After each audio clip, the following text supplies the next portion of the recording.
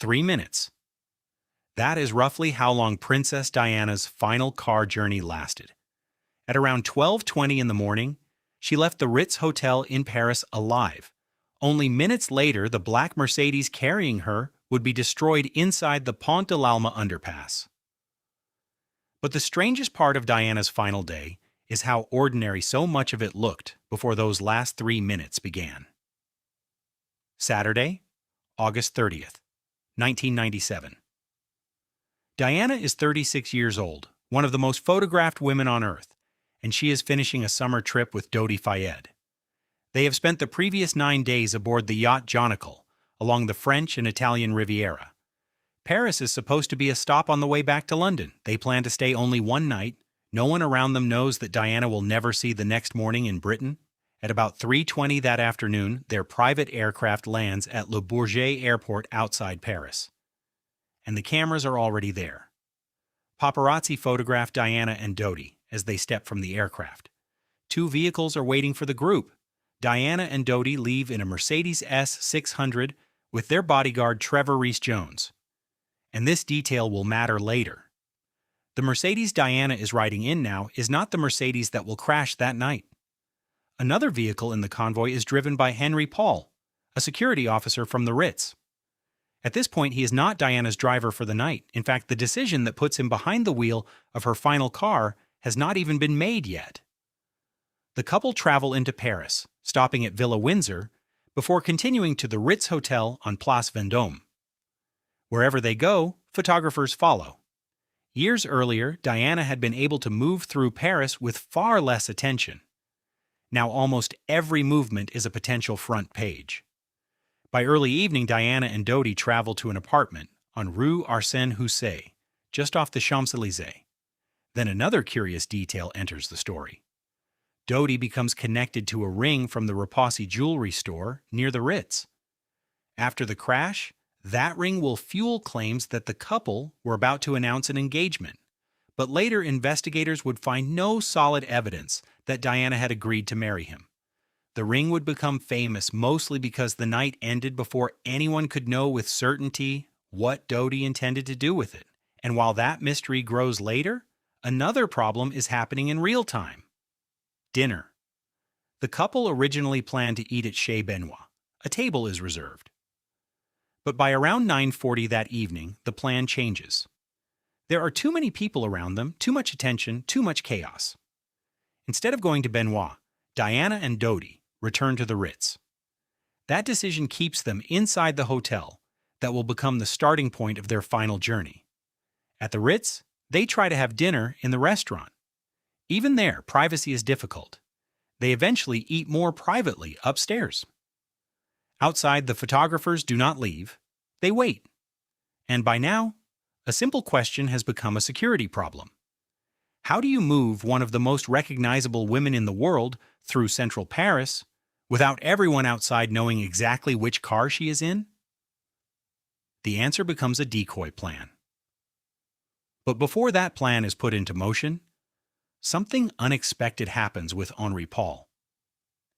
He had helped with the couple's arrival earlier in the day. He was not originally meant to be working that weekend. He left the Ritz after his earlier duties. Then, as the situation around the hotel became chaotic, he returned. Within a few hours, the man who had not been scheduled to work would be chosen to drive Diana's final journey. Shortly before midnight, the escape plan takes shape. The regular cars remain near the front of the Ritz. Drivers and security personnel stay there to create a diversion. The idea is simple. Make the photographers believe Diana and Dodi will leave through the main entrance. Meanwhile, a different Mercedes will be positioned at the rear of the hotel on Rue Cambon. Diana and Dodi will slip out the back. Henri Paul will drive. Trevor Rees-Jones will sit in the front passenger seat. Diana and Dodi will sit in the rear. And here is another detail that will become critical in every later investigation. None of the 4 occupants will be wearing a seatbelt at the moment of impact. Inside the Ritz, CCTV records fragments of the final preparations. Nothing on those images looks historic. People walk through corridors. Doors open, security staff move around, a car waits outside. The whole plan is designed to buy a few quiet minutes. It does not. At around 12:20 a.m. on August 31st, the black Mercedes S280 leaves the rear of the Ritz. The destination is Dodi's apartment on Rue Arsène Housset. It is a short drive. The decoy has confused some photographers, but not all of them. A number quickly realize what has happened. The Mercedes is followed. It crosses Place de la Concorde and travels along roads beside the Seine. The speed rises far above the legal limit, and now the countdown is no longer measured in hours. It is measured in seconds. The Mercedes approaches the Pont de l'Alma underpass. Inside are 4 people. In a few moments, only one of them will eventually survive. At approximately 12:23 a.m., the car enters the underpass. Henri Paul loses control. The Mercedes collides with the 13th central pillar. The front of the car is devastated. Henri Paul dies at the scene. Dodi Fayed dies at the scene. Trevor Rees-Jones is critically injured, but Diana is still alive. That fact is often lost in the way the story is remembered. The crash does not kill her instantly. Emergency teams find the Princess of Wales seriously injured but alive inside the wreckage. For the next several hours, there is still a fight to save her. She is taken to Pitié-Salpêtrière Hospital. Doctors perform emergency treatment and surgery. Outside, the news begins to spread. A crash in Paris. Dodi Fayed dead. The driver dead. Princess Diana critically injured. And then, at around 4 in the morning, the news changes. Diana has died. She is 36. But almost immediately, the final 3 minutes of her life become one of the most investigated car journeys in history. The first major revelation concerns the driver. Toxicology evidence, later examined by Operation Paget, found Henri Paul's blood alcohol concentration at the time of death was around 175 milligrams per 100 milliliters. Investigators concluded the alcohol came from drinking, but that was not the only disturbing detail. The car was traveling at excessive speed. None of the occupants was wearing a seatbelt, and photographers had been pursuing the Mercedes. Then investigators found something even stranger. Physical evidence indicated that the Mercedes had also collided with a white Fiat Uno manufactured in the 1980s. French police checked thousands of Fiat Unos trying to identify the vehicle. They never conclusively found the car or its driver.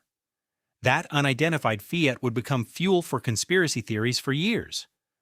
But the British Operation Paget investigation found no evidence that it was part of a murder plot. The same investigation examined some of the biggest rumors surrounding Diana's death. Was she pregnant? Was she secretly engaged to Dodi? Had intelligence services arranged the crash? Was the mysterious Fiat part of an assassination?